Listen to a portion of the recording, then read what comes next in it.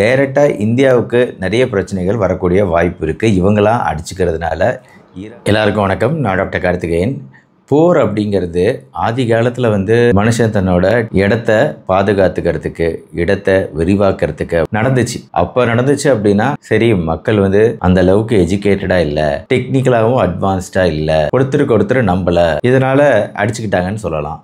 ஆனால் இன்னைக்கு நவீன தொழில்நுட்பங்கள் பயங்கரமாக வளர்ந்த சூழ்நிலையில் போர் அப்படிங்கிறது தேவையா அப்படின்னு யோசிச்சு பார்க்கணும். இது வரைக்கும் பதிவு செய்யப்பட்ட ஒரு மிகப்பெரிய இழப்பு அப்படின்னா அது இரண்டாம் உலகப் போர்.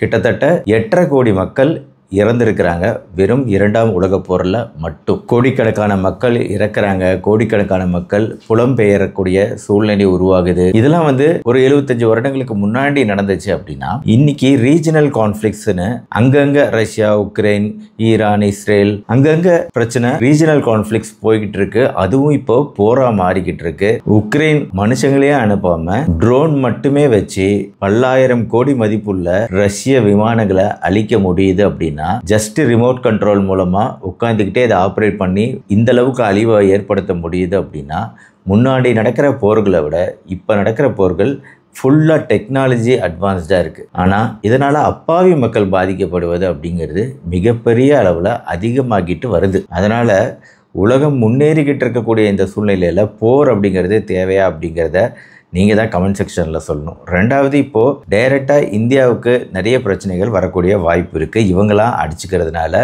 ஈரான்லேருந்து வரக்கூடிய case pipeline 80% oil pipeline Iran மூலமாக கிராஸ் பண்ணி வருது. அப்படிங்கிறதுனால இந்தியாவில் கண்டிப்பாக ஆயில் பிரைஸு அதிகரிக்க போகுது. பெட்ரோல், டீசல், கேஸ் எல்லாம் மிகப்பெரிய அளவில் அதிகரிக்க போகுது அப்படிங்கிறது தெரியுது. ஆனால் இதுக்கு முன்னாடி ரஷ்யா பிரச்சனையினால ரஷ்யா மேலே சாங்ஷன் போட்டப்போ பெரும்பாலான ரஷ்ய எண்ணெய் வளங்களை இந்தியாவை தான் யூஸ் பண்ணுச்சு. அவங்க கிட்ட இருந்து 2021 $2.5 பில்லியன் வாங்கினவங்க 2023 $35 பில்லியன் எண்ணெய்களை ரஷ்யாட்டிருந்து வாங்குறோம். ஆனால் இந்த போர்னால எண்ணெயோட விலைவாசி அதிகரிக்கும் போது அத்தியாவசிய பொருட்கள், நம்ம சாப்பிடக்கூடிய உணவுப் பொருட்களோட விலையும் அதிகரிக்க போகுது.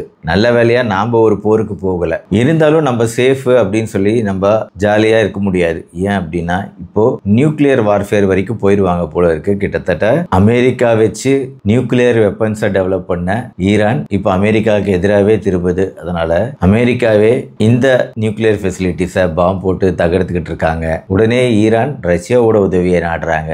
இது அப்படியே எப்படி இருக்குன்னா ஒவ்வொரு நாடும் மாறி மாறி அலையன்ஸ் வச்சுக்கிறது அப்படிங்கிறது டிப்பிக்கலாக இரண்டாம் உலகப் போரில் நடந்த ஒரு விஷயம். அதே மாதிரி இப்போ கொஞ்சம் கொஞ்சமாக நம்ம 3ஆம் உலகப் போரை நோக்கி போயிட்டு இருக்கோமா? நீங்கள் தான் இதுக்கான பதில் சொல்லணும்.